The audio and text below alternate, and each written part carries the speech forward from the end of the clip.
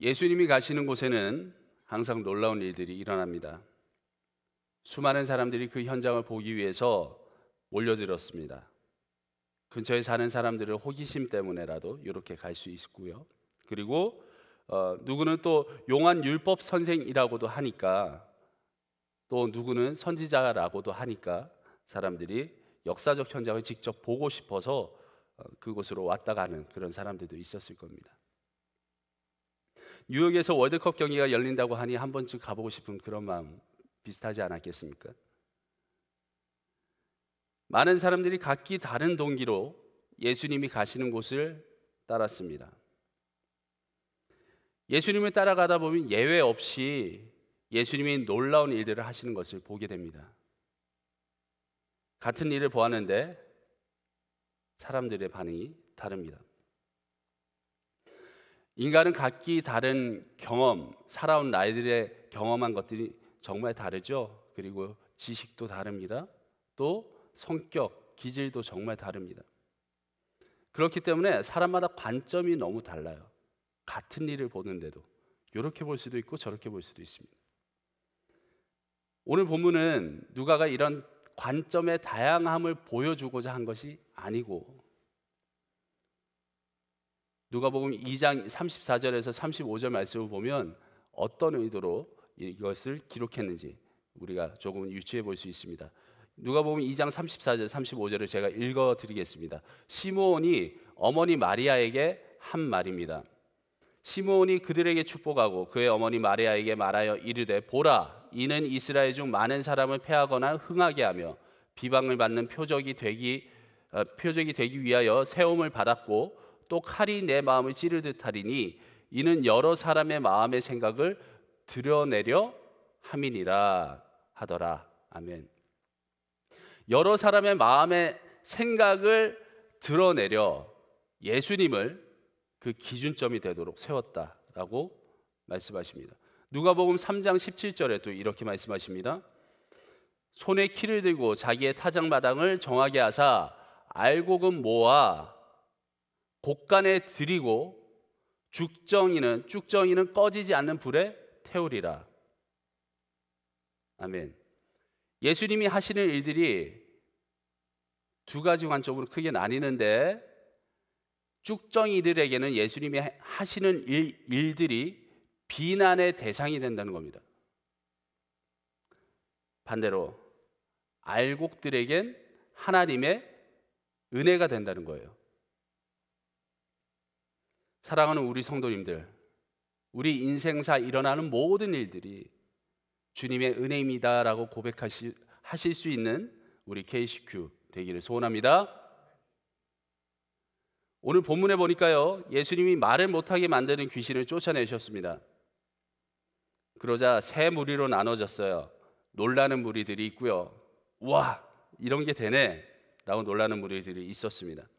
또 한편에선 바알세불의 힘으로, 귀신의 왕이라는 바알세불의 힘으로 저러고 있다라고 하는 이들이 있고요. 또 다른 한편에는 하나님의 능력으로 된 것인지 진짜 증명해봐, 마치 초등학생들처럼 그렇게 얘기하는 자들이 있었습니다. 이에 대해서 예수님이 반박하시는 요지는 간단합니다. 사탄의 명령으로 움직이는 것이 귀신인데, 맞죠? 사탄의 수하잖아요. 사탄의 명령으로 움직이는 것이 귀신인데 내가 그것을 쫓아내면 사탄의 나라가 바로 서겠느냐? 나라가 분쟁하고 막 갈라지면 안 되잖아요. 힘이 없어지잖아요.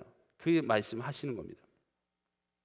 바알세불의 힘을 입었으면 귀신을 더 흥하게 했을 것 아니냐? 내가 왜 귀신을 쫓아내겠냐? 이 말씀 하시는 거예요. 자, 사탄은 인간이 하나님과 연결되는 것을 누구보다 좋아하나요? 싫어하나요? 싫어하죠. 사탄은 인간이 사탄의 통제 안에서 자유를 잃어버리고 자기에게 구속되기를 원하는 존재입니다. 귀신에 쓰이면 사람이 어떻게 됩니까? 오늘 본문에 등장한 사람은 일단은 말하는 자유를 잃어버렸어요. 자유를 잃어버린다고요. 말을 못하니 제대로 일을 할 수도 없었겠죠. 가정이 평안할 수도 없고요.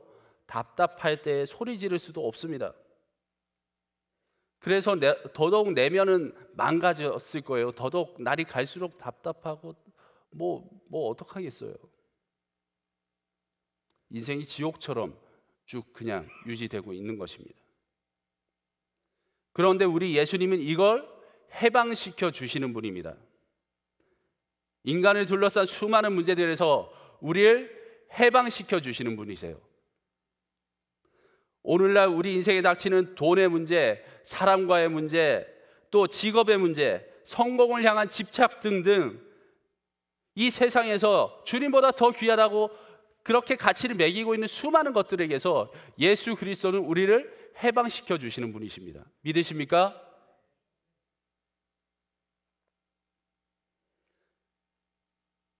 바알세불은, 사탄은 인간을 자기 통제 아래에 두고 엉뚱한 인생을 살게 만드는 것이 목적인 존재이지만 우리 예수 그리스도께서는 우리의 인생이 날마다 역사하시는 하나님을 통해서 자유로워지기를 원하시는 분이십니다.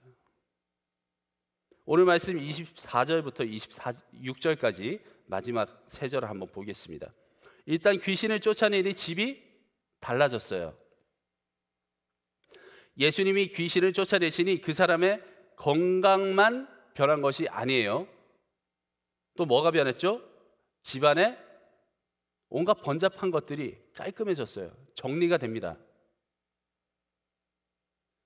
또 고장난 것들이 고쳐졌다고 기록되어 있습니다.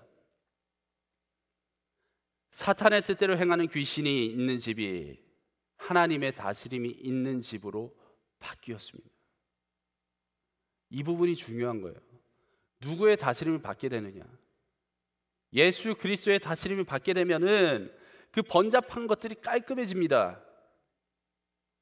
정말 정신없고 고장난 것들이 고쳐지는 역사가 있습니다.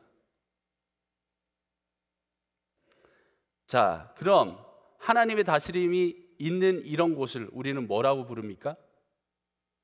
하나님의 나라라고 부르죠. 예수 그리스도가 명하시면 정리되지 않던 인생들 싹 다 정리됩니다. 믿으십니까? 예수 그리스도가 명하시면 고장나고 병든 것들이 회복되는 역사가 일어납니다. 그 이름 붙들면은 이미 이 땅에 하나님의 나라가 임하는 것입니다. 자, 그런데 이대로 해피엔딩이면 좋겠는데 뒷부분에 가니까 얼마 후에 귀신이 다시 와서 그 사람에게 들어갑니다. 이번엔 더 많은 귀신이 함께 왔어요. 이상하다. 예수님이 쫓아내셨으면 다시 돌아오지 않아야 되는 거 아닌가 이렇게 생각할 수도 있습니다만 오늘 말씀 20절을 보시면요. 귀신이 다시 들어간 것을 기록한 목적이 있음을 우리는 볼 수 있습니다. 20절 말씀 다 함께 읽겠습니다. 20절 시작. 그러나 내가 만일 하나님의 손을 힘입어 귀신을 쫓아낸다면 하나님의 나라가 이미 너에게 임하였느니라. 아멘. 누가 쫓아내십니까? 예수님이요. 누구의 힘으로요? 하나님의 힘으로요. 예수 그리스도의 이름을 한 번 붙들고 마는 것이 아닙니다. 우리 인생 전체를 예수 그리스도의 이름을 붙들고 사는 것입니다. 오늘을 살아가는 우리에게 그것들을 보여주시기 위해서 이렇게 말씀을 주신 거라고요. 자유함을 얻는 것은요, 우리의 힘으로 하는 것이 아닙니다. 오늘도 열심히 살아야지 작정하고 나가서 열심히 산다고 될 일이 아니에요. 누구를 붙들어야 된다는 것입니까? 예수 그리스도. 하나님이 베푸시는 은혜 안에서 마음껏 누릴 수 있도록 하셨는데 그 핵심은 누구다? 예수 그리스도. 당시에는 예수님이 다시 가시니 다시 귀신이 들어왔죠. 예수님이 가시니 귀신이 들어왔어요. 그런데 오늘날을 생각해 보세요. 우리는 누가 항상 함께 있습니까? 성령 하나님과 함께 합니다.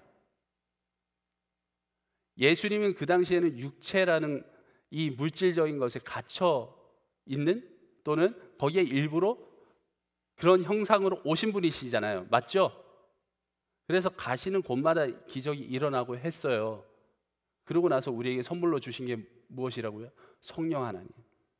오늘날 우리는 모두가 성령 하나님께서 역사하시는 그 은혜를 누릴 수 있습니다. 엄청난 선물을 받은 거예요. 성령 하나님이 항상 함께 계시니 세상 끝날까지 함께 하시리라 약속하셨기 때문에 예수 그리스도의 그 이름만 매일 붙들면 그 어디나 하늘나라가 될 것입니다. 믿음 가지고 성령님 의지하면, 매일매일 그렇게 주님 의지하면 그 어디나 하늘나라가 될 것을 믿으시는 우리 모두 될 수 있기를 소원합니다. 아멘. 기도하겠습니다. 하나님 아버지 감사합니다. 하나님, 예수 그리스도께서 보여주신 그 모든 일들이 바로 우리를 향한 사랑 때문임을 아버지 오늘도 우리가 느낍니다. 주님이 우리를 사랑하시고 또 주님이 우리와 함께 하신다 하셨으니 우리의 이 고달픈 인생길 어떻게 변하는지 지켜볼 일들만 남았습니다. 하나님, 우리의 마음 약해지지 말게 하시고 주님 붙들고 오늘 하루 또 열심히 승리하는 삶을 살아갈 수 있도록 하나님 인도하여 주시옵소서. 감사를 드리오며 예수 그리스도의 이름으로 기도합니다. 아멘.